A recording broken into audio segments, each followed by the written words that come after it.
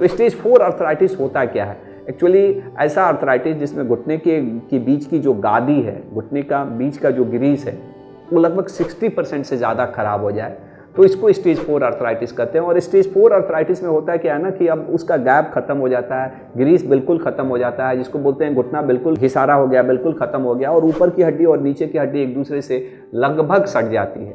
और ऐसे स्टेज में ना इंसान को बड़ा कष्ट होता है, घुटने मोड़ने में, खड़ा होने में, सीढ़ी चढ़ने में, घुटना टेढ़ा भी हो जाता है, या मैंने ऐसे सबके नहीं होते लेकिन बहुत लोग टेढ़ा भी हो जाता है। और वो इस हद तक उसके घुटने में कष्ट होती है कि वो रोज़मर्रा के कार्य, जैसे रोज़मर्रा के कार्य मीन्स बाथरूम जाना, जाके खुद से स्नान कर लेना, बिछावन पर से उठना, वो भी कष्ट हो जाता है। मैंने अगर बहुत ही एडवांस स्टेज में दिक्कत है तो ऐसे सिचुएशंस में अगर इस तरह का सिचुएशन हो जाए। अच्छा, एक चीज़ और भी बहुत इंपॉर्टेंट है कि ऐसे मरीजों को दर्द की दवाइयाँ भी काम नहीं करती। हो सकता है कि शुरू के स्टेज में आपको दर्द की दवाइयाँ काम आए, उससे फ़ायदा हो, लेकिन अगर स्टेज 4 अर्थराइटिस हो गया है और उसका एडवांस स्टेज हो गया है तो आप दर्द की दवाइयाँ भी खाएंगे ना तो दर्द आराम नहीं होता।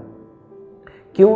क्योंकि अब हड्डी से हड्डी टकराने लगता है, बीच की जो गादी है, बीच की जो ग्रीस है, वो बिल्कुल ख़त्म हो जाता है, और इसके कारण से थोड़ा सा भी मूवमेंट होता है तो एक तो खटखट पटपट की आवाज़ आती है, कितना बार तो मुड़ता भी नहीं है, घुटना भी जाम हो जाता है, या तो पूरा सीधा नहीं होता है या पूरा नहीं मुड़ता है। तो ये स्टेज 4 के लक्षण है। और स्टेज 4 एक ऐसी बीमारी है कि अगर आपके स्टेज 4 की अर्थराइटिस है और आप अपने रोज़मर्रा के कार्य नहीं कर पा रहे हैं या दवाइयों से भी आपके कष्ट ठीक नहीं हो रहे हैं, तो फिर उसका एक ही उपाय बचता है कि आपको ऑपरेशन करा के घुटने बदलवाना चाहिए। अगर स्टेज 4 अर्थराइटिस है तो ऐसे कंडीशन में टोटल नी रिप्लेसमेंट करना पड़ता है, टोटल घुटने को पूरा बदल के उसमें ज्वाइंट बदल देते हैं।